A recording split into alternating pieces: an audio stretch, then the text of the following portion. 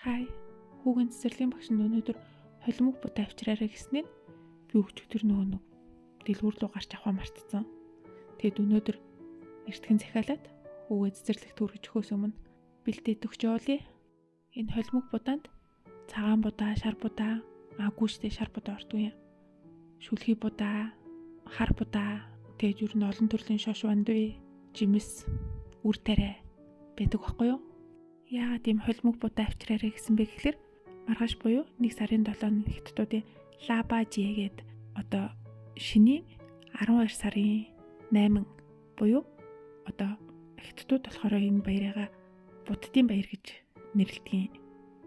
Тэгэд бид нар болохоор бас нэг яг сайн мэдэж үндэсний хэмжээнд тэмдэглэдэг шүү дээ. Хятадууд болохоор юм үндэсний уламжлалт баяр гэдэг. Тэгээд энэхүү баярын яг уг гарал үүсэл нь болохоор буддаа шагжамүнийг гэгэрэлт хүрсэн өдөр гэж тэмдэглэдэг. Тэгээд ийм олон төрлийн будааны холимгийг одоо буддагийн хоол, бурхны хоол гэж ингэж ярьдаг байхгүй юу? Тэгээд хятад болохоор ийм олон төрлийн холимог будаагаараа цутан хийгээд иддэг. Гэтэ хятад бол буддын шашинтай орн биш шүү дээ. Шашингүй орн. Гэтэ ер нь бусад шашныг бол шүтэх эсхийг хүмүүс өөрсдийн хүслээр эрхээр шийддэг.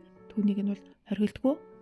Тийм болохоор энэ баярын яг ард түмний хувьд бол түгээмэл тэмдэглэдэг утга учир нь бол цагаан сар ирлээ. Утгагүй одоо цагаан сар ч гэсэн одоо хятадуудын шинжил гэсэн үг шүү дээ.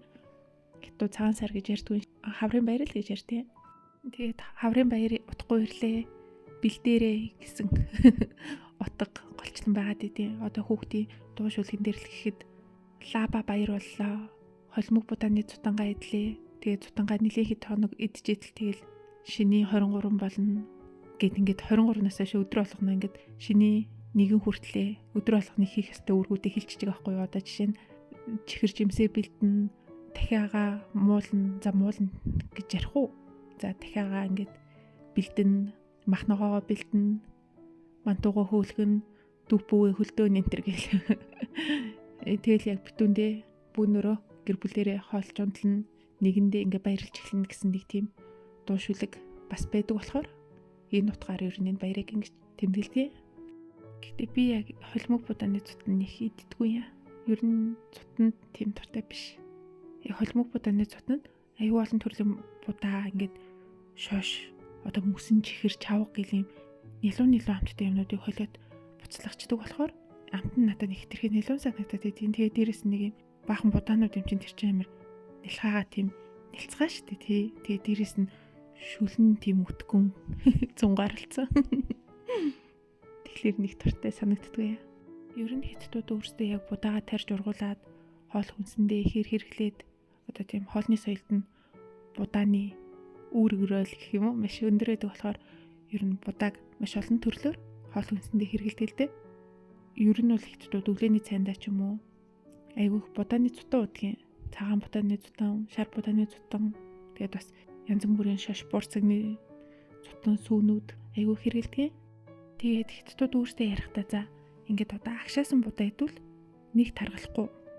Тэгсээр нэ цагаан будааны цутан болгоод уул таргална гэд хийдэг за. Уг нь миний бодлоор аль нь л орцсон тэгэл цагаан будаа л байгаа юм шиг санагтаад идэв. Тэгээд бас ингээд мантуу байгаа штэ тий. Тэрийг ингээд дангаар нь мантуу идвэл таргалахгүй. Харин эсрэгээрээ одоо фитнесийн багш энэ төр хэлэхдээ нэг мантуутай хоолой идчих гэдэг за. Яагаад гэвэл мантуу айгүй хурдан хүнийг цатгсан мэдрэмж төрүүлчих тийм л да ер нь цатгачдаг. Гэтэ нэг хийхэр биш шүү дээ ганц мантуу. Тэнгүүтээ хятадч өөртөө болохоор мантун бууз идсэн шүү дээ. Тэрийг мантун буузыг бууз гэж ярьдаг. Тэнгүүтээ махтай буузыг болохоор тархалуулдаг гэдэг за.